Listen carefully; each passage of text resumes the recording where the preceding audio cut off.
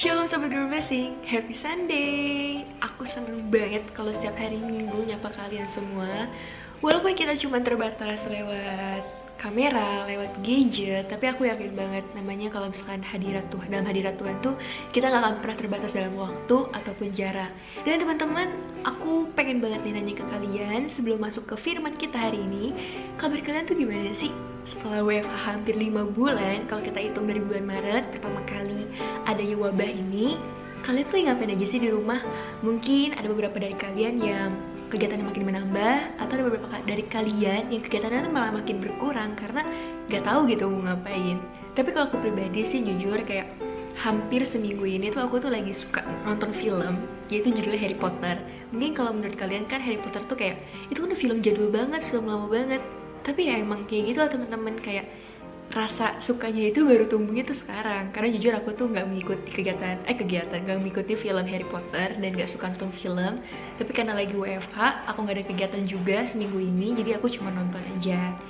Tapi teman-teman, apapun yang kalian lakuin, please banget tetap produktif, tetap jangan pernah lupain hubungan kalian sama Tuhan. Dan satu lagi yang paling penting, kegiatan apapun yang kalian lakuin saat ini jangan sampai membuat kalian kecanduan dan melupakan Tuhan.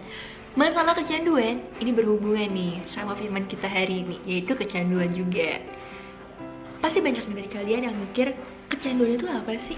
Kenapa bisa kita kecanduan? Atau solusinya tuh kayak gimana? Banyaklah di YouTube, di Google, di sharing firman juga. Hari Minggu juga mungkin kalian dengar khotbah firman Tuhan mengenai kecanduan.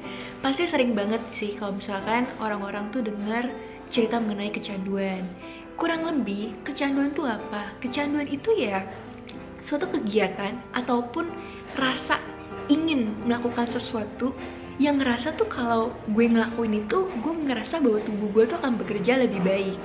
Dan parahnya ini biasanya tuh kita tuh disebut sebagai pecandu kalau misalkan kita itu kan berhubungan yang namanya itu masalah psikologi, masalah kejiwaan, terus mengonsumsi obat-obatan yang berbahaya, terlarang, dan kayak kopi, kafein, pokoknya heroin, itu tuh jenis-jenis obat-obatan yang kalau kita makan atau nyoba hal itu, kita tuh baru bisa disebut sebagai pecandu. Tapi teman-teman, ternyata kecanduan itu tuh lebih dari sekedar obat-obatan berbahaya dan teman-temannya. Kecanduan itu ketika kita ngerasa bahwa hal itu bisa membuat kita lebih baik dan mengganggu hubungan kita sama Tuhan.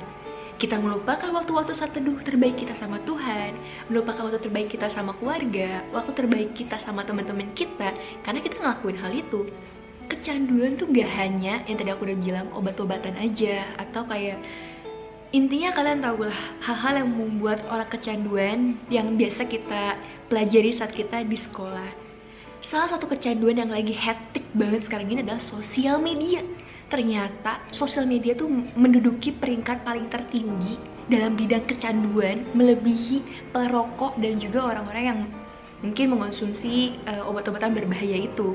Dan ini menurutku sesuatu yang bukannya keren, tapi sesuatu yang menurutku tuh harus sama-sama kita cari tahu penyebab dan gimana untuk cara mengatasinya. Dan teman-teman, pada umumnya orang yang kecanduan ini biasanya mereka tuh disebut sebagai pecandu karena mereka melakukan sebuah tindakan atau kegiatan yang dilakukan mengulang-ulangi atau berulang-ulang, dan itu bersifat atau mengacu pada tindakan yang negatif. Dan hal itu tuh bisa membuat mereka tuh kayak kehilangan kesadaran diri untuk benar-benar menetapkan prioritas. Dan masalah utama dari pecandu ini atau orang yang kecanduan adalah masalah dalam diri mereka sendiri, yaitu ketika mereka tuh belum bisa atau nggak bisa menetapkan prioritas-prioritas dalam kehidupannya.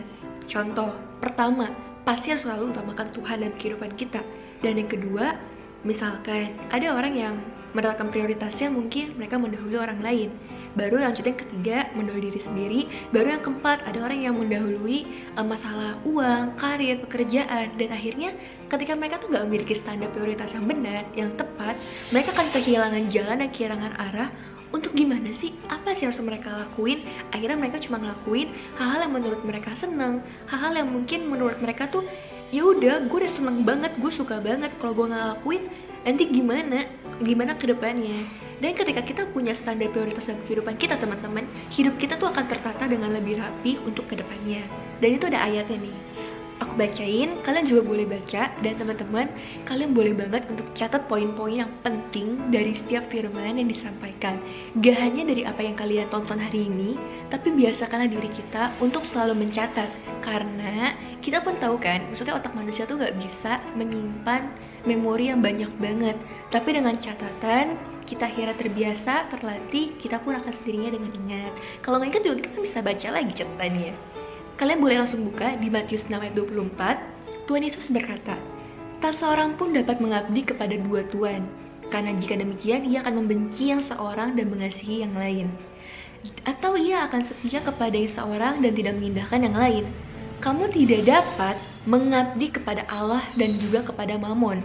Meskipun alat ini tuh kayak membicarakan mengenai uang, tapi prinsip dari ayat ini berlaku untuk apapun ketika kita ingin mengambil alih posisi Tuhan dalam kehidupan kita. Contoh, saat kita main games, main sosial media, berhubungan dengan teman-teman kita atau keluarga, intinya apapun dalam kehidupan ini, ketika kita lebih memprioritaskan hal yang dari dunia ini dibandingkan Tuhan, itu artinya kita tuh menyembah dua Allah, atau enggak kita tuh ya gak bisa setia sama Tuhan, dan kita tuh kecanduan sama hal-hal yang sebenarnya nggak baik untuk dilakuin. Kita perlu memprioritaskan Tuhan di tempat yang pertama. Dan oleh sebab itu kayak memang kalau kita dikasih tau ngomong kayak gini kan pasti kayak kedengarannya susah banget sih buat ngelakuin Tuhan. Bukan Tuhan nggak kelihatan. Emang itu teman-teman tujuannya. Iman adalah sesuatu, bukti dari segala sesuatu yang nggak pernah kita lihat dan nggak pernah kita dengar. Ketika kita aja tuh nggak bisa menempatkan Tuhan dalam kehidupan kita, gimana kita mau menjalankan segala sesuatu tuh yang lain gitu di dunia ini tuh lebih baik. Kalau ada yang nanya kayak, emang kenapa sih kita gak boleh serupa sama dunia ini? Emang kenapa sih harus ngutamain Tuhan? Teman-teman, kita tuh diciptain sama Tuhan, dan kita itu disuruh sama Tuhan, maksudnya berikan visi sama Tuhan untuk di dunia ini tuh bukan cuma sekedar dilahirkan, tumbuh, dan mati gitu aja. Tapi begitu banyak rancangan tujuan Tuhan yang mau kita tuh laksanakan. Kakak misalnya nanya lagi, tapi kan Tuhan tuh kan maha kuasa, maha besar, kenapa nggak Tuhan lakuin sendiri? Teman-teman, kebaikan apapun yang kalian lakuin di dunia ini, itu nggak akan pernah menambah berkat dan gak akan pernah mengurangi berkat kalian. Ketika Tuhan udah berfirman kayak lo akan dapat berkat itu, ya lo akan mendapatkannya. Tapi Tuhan tuh mau kalian, kamu dan aku pun terlibat dalam rencananya, dalam rancangannya. Karena kita anak-anak Tuhan, kayak papa aja deh, kayak papa kita di dunia. Papa kita kan pasti kan punya mimpi yang besar buat kita, sama dengan Tuhan. Kalau bapak yang di bumi, di dunia ini aja tahu memberikan yang terbaik bagi anak-anaknya, apalagi Tuhan yang di surga. Dan kecanduan yang lagi hektik banget sekarang itu kan, maksudnya yang biasa sering disebut dan disangkut pautin mengenai kecanduan itu adalah kecanduan pornografi. Aku nggak akan bahas sih kayak pornografi itu kayak gimana, karena setiap kita kan punya kecanduan berbeda-beda. Tapi teman-teman, aku mau sedikit kasih pengertian kalian. Ini menurut artikel yang aku baca juga, bahwa kecanduan pornografi itu sama kayak kita tuh kecanduan narkoba. Sekali kita jatuh ke dalam lubang pornografi, kita tuh akan sangat sulit untuk menarik diri kembali, untuk bener-bener pure kayak gak akan kecanduan lagi. Dan ini aku bacain, pornografi itu diketahui dapat membuat ketagihan dengan cara yang sama persis dan seperti kecanduan narkoba tadi yang aku bilang kalian. Dan kecanduan pornografi bahkan diyakini bisa merusak bagian prefrontal cortex atau otak bagian depan. Dan sebenarnya kan yang kalau aku tahu ya, otak bagian depan itu kan sesuatu yang bisa membedakan antara kita dan juga hewan kalau nggak salah. Dan ketika kita udah kecanduan pornografi, maksudnya gini, jangan kita cuma mikirin enaknya aja, tapi kita tuh pikir deh, kita tuh telah merusak salah satu bagian yang telah Tuhan ciptakan dengan indah dalam kehidupan kita. Pornografi itu bukan sesuatu yang harus dihindari, Tapi kecanduan pornografi itu adalah sesuatu yang harus dihindari, teman-teman. Kita udah sama-sama cukup usia untuk membahas hal-hal kayak gini. Pornografi itu kan yang pernah kita tahu ya, berhubungan intim dengan pasangan kita di waktu yang tepat yang sudah Tuhan siapkan juga. Tapi ketika kita melakukannya di luar pernikahan yang kudus itu, ya kita udah berdosa, karena kan tubuh kita itu kan bait Allah, tubuh yang benar-benar Tuhan tuh tinggal dalam diri kita. Tuhan tinggal dalam diri kita, tapi sedangkan kita tuh nggak bisa menjaga tubuh kita. Ini juga berhubungan dengan kenapa kita tuh harus menjaga tubuh kita tetap fit, tetap sehat, tetap bugar.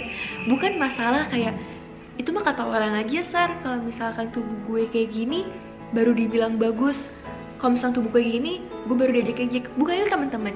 Gak peduli apa kata orang tentang diri kita, tapi ingat, pedulilah apa yang firman Tuhan katakan tentang dirimu.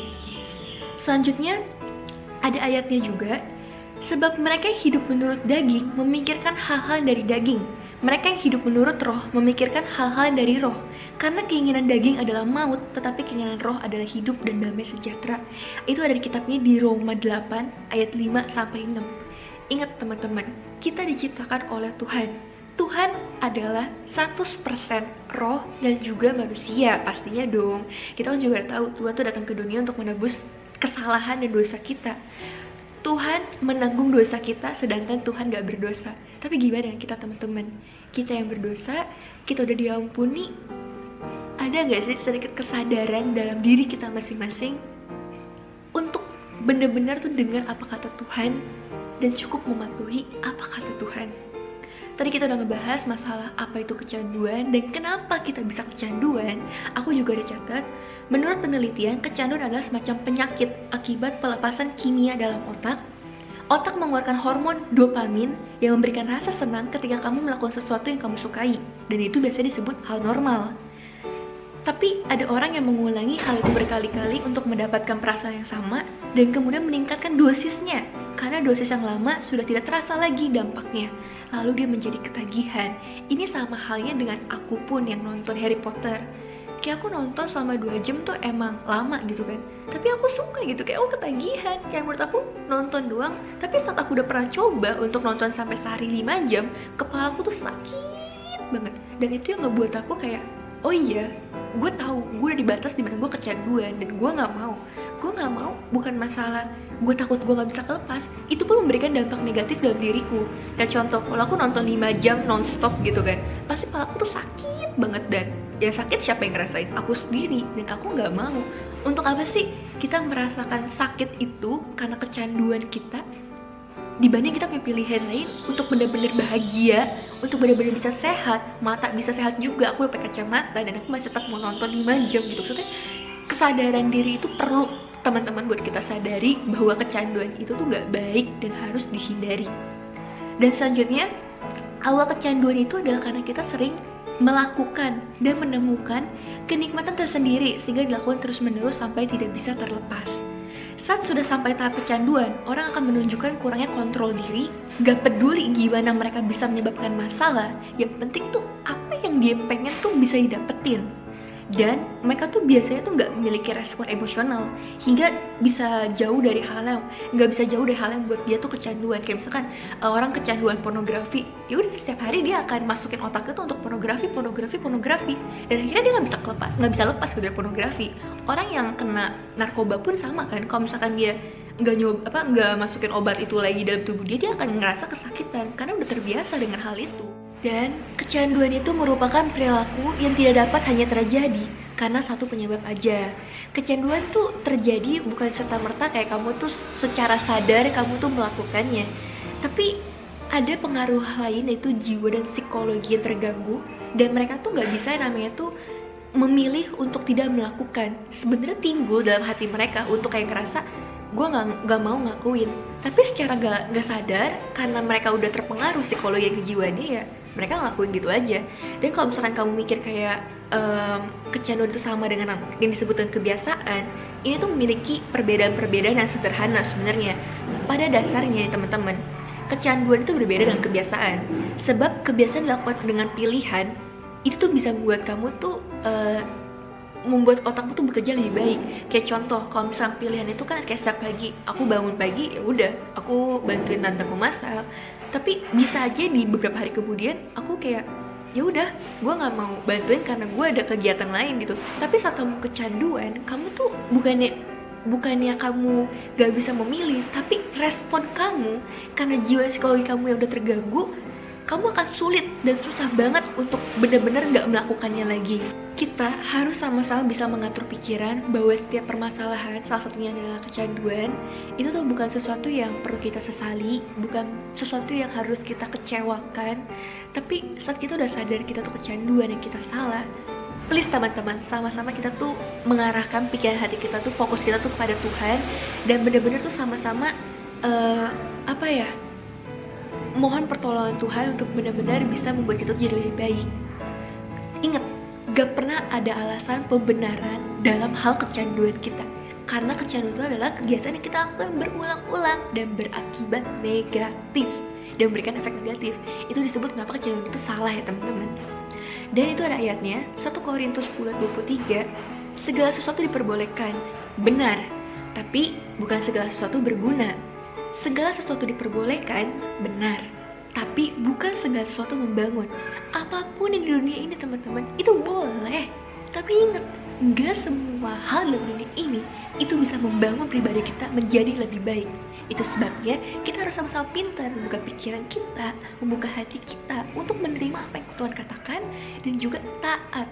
Setelah kita mendengar, kita taat untuk melakukannya. Jadilah pribadi yang berbeda dari dunia ini. Dan selanjutnya gimana sih bisa kita tahu kita tuh kecanduan apa enggak? Simple sih, sesimpel kamu lihat aja nih, apakah hal yang kamu lakuin berulang-ulang itu membuat kamu lupa diri dengan hubunganmu dengan Tuhan atau enggak? Kalau sampai iya, sampai kamu gak mau makan, sampai kamu lupa mandi, lupa belajar, itu melupakan hal-hal dan kewajiban yang harusnya kamu lakuin karena suatu kegiatan itu, artinya kamu udah kecanduan. Dan Tuhan tuh sebenarnya maunya tuh gini teman-teman, simple banget tuh kayak mau Tuhan. Maunya Tuhan adalah kita tuh taat sama Tuhan, kita dengar apa mau Dia, dan please lah jangan jadi sama kayak dunia ini. Bukan berarti tuh kita tuh ditentang untuk gak boleh teman-teman. Kita manusia berdosa, tapi jangan menjadikan alasan kita manusia menjadi alasan kita boleh untuk berbuat dosa. Kita manusia, Tuhan menuntun kita, otomatis kita masih memiliki pilihan lain selain kita berbuat dosa. Terus selanjutnya terakhir nih, solusi menang dari kecanduan tuh kayak gimana sih? Setelah kita bahas apa itu kecanduan, kenapa bisa kecanduan, dan terakhir solusinya gimana? Sebenarnya aku mau memberikan solusi itu melalui sebuah pertanyaan. Untuk apa? Merefleksikan diri kita sendiri. Kalau kita udah ngomongin masalah kecanduan, menurutku ya, terlalu banyaklah kalian tuh udah sering untuk diomongin jangan kecanduan ini, jangan kecanduan itu, jangan dilakuin berulang-ulang, gak baik. Tapi banyak juga kenyataannya orang-orang tuh gak bener-bener melepaskan hal itu. Tapi dalam sebuah pertanyaan, kalian bisa merefleksikan dalam diri kalian sendiri, dan bisa kalian jawab, bisa kalian renungkan, dan bisa kalian lakukan sendiri. Dan aku mohon banget sama kalian untuk kalian mencatat ini baik-baik. Pertama, salah satu cara untuk bisa bener-bener kita terlepas dari kecanduan itu ada 3 sebenarnya. Yang pertama adalah berkomunitas rohani dan menjaga pergaulan. Inner circle kita membentuk siapa kita. Percaya gak percaya teman-teman, keluarga kita itu gak 100% tahu siapa kita. Bisa aja pasanganmu, bisa aja sahabatmu yang lebih tahu kamu siapa. Toh juga keluargamu itu gak akan pernah ada di sampingmu 24 jam. Tapi teman-temanmu bisa ada sama kamu 24 jam. Apalagi seumuran. Maksudnya secara psikologi seseorang teman-teman, umur yang sama, kedekatan yang lebih dekat banget, itu akan membuat kita tuh semakin nyaman untuk bercerita. Kenapa aku bilang memilih pergaulan yang benar dan berkomunitas rohani? Pergaulan yang benar itu akan menentukan siapa kamu teman-teman. Maksud aku gini, orang di luar sana gak perlu cari tahu kamu tuh terlalu lebih dalam lah. Tinggal lihat aja temanmu siapa, pemabuk, kamu pun pasti pemabuk. Temanmu perokok, pasti kamu juga. 90% teman-teman. Mungkin kita akan bilang, oh gue enggak. Apakah kamu akan mengatakan tidak dan iya kepada setiap orang di luar sana untuk membuktikan siapa kamu? Kalau kamu gak mau disebut sebagai pemabuk, pecandu, hal-hal yang gak benar, orang yang gak benar, berubahlah dari pergaulanmu sendiri. Kalau temanmu gak bisa berubah, kamu yang harus berubah terlebih dahulu. Ingatkan mereka, jangan berkata kasar, gak boleh ngomongin kayak gitu, gak baik. Beranilah untuk berbeda teman-teman. Kenapa harus berkomunitas rohani? Ini aku mendorong kalian untuk sama-sama bisa meningkat diri kalian dalam komunitas rohani. Mahasiswa contohnya, teman-teman, mahasiswa itu, kampus itu datang dari berbagai macam daerah, negara, suku, agama, ras yang berbeda-beda teman-teman. Kita tuh gak akan pernah tahu gimana mereka, siapa mereka sesungguhnya. 3 tahun, 4 tahun tuh gak bisa membuktikan siapa mereka loh teman-teman. Salah satu caranya gimana? Berkomunikasi dengan orang-orang pilihan Tuhan, dengan orang-orang tuh yang memiliki tujuan dan visi dalam hidupnya untuk menyenangkan hati Tuhan juga. Boleh kalian berteman dengan yang lain, tapi ingat, dalam pergaulan kalian harus benar-benar bisa lebih baik menjaga dan mencarinya. Dan yang kedua adalah berubah total. Dalam masalah kecanduan, mungkin kita akan sering ngomong kayak gini, gak apa-apa lah, sekali ini, besok juga bisa berubah lagi, gak apa-apa lah, dikit-dikit lah, yang penting proses. Teman-teman, aku tegaskan ke kalian dan ke aku juga, kecanduan, berubah total, ini namanya berubah total adalah pure, berubah seberubah-ubahnya.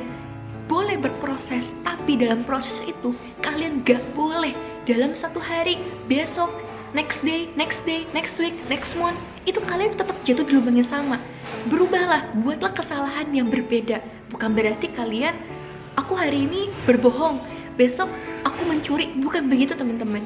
Kecanduanmu apa? Kamu jatuh dalam pornografi, berubahlah. Basmi langsung, gak nonton. Gak dengan konten-konten yang membawa kita tuh untuk mengarah ke hal-hal itu. Cari tahu siapa diri kalian sesungguhnya teman-teman. Dan pergaulan juga penting. Biasanya teman-teman, apa yang teman kita katakan, apa yang teman kita sarankan, itu bisa kita ambil. Maka dari itu teman-teman, siapa teman kita, itu akan menentukan langkah kita dan masa depan kita yang sesungguhnya. Tapi ingat, yang ketiga adalah jangan pernah putus dalam berdoa dan berharap sama Tuhan. Kekuatan doa itu luar biasa teman-teman. Iman tanpa perbuatan adalah mati. Tapi iman dengan doa adalah suatu mujizat yang akan dinyatakan Tuhan secara luar biasa dalam kehidupan kita. Kekuatan doa tuh lebih dari sekedar kita memohon kepada Tuhan. Berdoa artinya kita memohon dengan sungguh-sungguh, benar-benar kita tuh mati-matian lah. Jangan pernah putus dalam berdoa dan berharap sama Tuhan teman-teman. Ingat, kita melawan penguasa-penguasa yang kasat mata loh teman-teman, yang gak kelihatan, roh-roh yang sama sekali tuh kita nggak tahu mereka tuh ada di mana. Kecanduan, kita nggak akan pernah tahu kenapa kita bisa kecanduan teman-teman. Siapa yang mempengaruhi kita? Tapi justru itu teman-teman, melalui doa, minta bantuan Roh Kudus, minta bantuan Tuhan. Roh, saat kita melawan roh, kita harus memperjuangkan diri kita tuh dengan roh juga teman-teman. Jadi ingat teman-teman, apa itu kecanduan? Kenapa kita bisa kecanduan? Sesuatu kegiatan yang kita lakukan berulang-ulang yang berdampak negatif dan merupakan hubungan kita dengan Tuhan dan kebiasaan wajib kita. Prioritaskan Tuhan dalam kehidupan kita, tetapkan standar prioritasmu, dan ingat 3 hal yang tadi. Yang pertama adalah berkomunitas rohani dan menjaga pergaulanmu. Dan yang kedua, berubah total. Dan yang ketiga adalah terus dalam berdoa. Jangan pernah putus asa dalam berdoa. 10 tahun, 20 tahun, 30 tahun, atau hari ini saat kamu berdoa, keinginanmu akan terjawab oleh Tuhan. Tuhan bukan Tuhan yang main-main loh teman-teman, yang gak akan bilang kamu tuh, janjiin kamu, ya mungkin besok, ya tarsok. Sekali Tuhan bilang iya, dia akan mengatakan iya untuk selamanya. Sekali tidak, dia akan mengatakan tidak, dan akan memberikan yang lebih baik. Dan teman-teman, ini ada pertanyaan refleksi yang bisa kalian catat dan bisa kalian renungkan dan kalian doakan pastinya. Boleh banget dengan teman-teman rohanimu, ataupun boleh banget kalian menuliskan form prayer request kalian ke aku di DM ke aku pun boleh teman-teman. Yang pertama adalah adakah hal yang membuat kalian kecanduan? Dan yang kedua adalah apakah itu menggantikan posisi Tuhan dalam kehidupanmu? Dan yang ketiga, kenapa kamu bisa kecanduan? Yang keempat, sudah berapa lama kamu memiliki kecanduan itu? Dan selanjutnya adalah apa yang telah hilang karena kecanduanmu? Entah itu kesempatan, momen, perhatianmu dengan teman-teman. Dan yang selanjutnya adalah seberapa jauh kamu memiliki kecanduan? Selanjutnya, apakah kamu mencintai keinginan daging dan keinginan mata lebih daripada keinginan rohmu? Selanjutnya adalah, selama ini cara apa yang kamu gunakan untuk keluar dari kecanduanmu? Selanjutnya, siapakah 3 orang terdekatmu yang sering bertukar pikiran denganmu? Gak apa-apa teman-teman, kalau emang kamu ngerasa sahabatmu, yaitu temenmu, atau mantanmu, atau siapapun pacarmu, tulis aja teman-teman. Ini bener-bener untuk dirimu, jangan pikirkan kata orang lain. Ini tentang kamu dan hubunganmu dengan Tuhan. Jika kamu mau dipulihkan, jujur dengan dirimu, jujur dengan Tuhan. Terakhir adalah, aktivitas apa yang paling kamu senangi dan membuat kamu lupa waktu ketika melakukannya? Teman-teman, catat pertanyaan-pertanyaan ini, refleksikan dalam kehidupan kalian, doakan teman-teman. Teman-teman, jangan terlalulah memikirkan, nanti kalau misalkan aku cerita ke dia, nanti gimana aku? Teman-teman, kalau kalian mau sama-sama berubah, datanglah ke tempat yang tepat, berdoalah, sama-sama tuh berusaha untuk menyembuhkan kecanduan kalian.